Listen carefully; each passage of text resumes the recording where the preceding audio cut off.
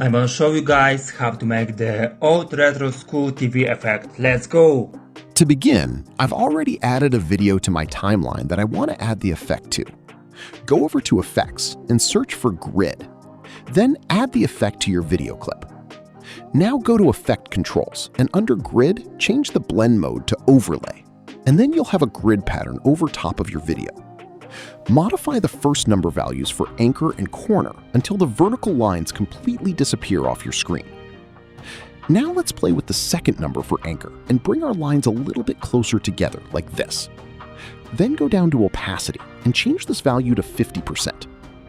Go over to Effects and expand Video Effects, then Distort, and drag the lens distortion effect onto your video clip. Under Effect Controls, increase the value of curvature to 6. Then scroll up to Scale and zoom in until the edges of your screen disappear.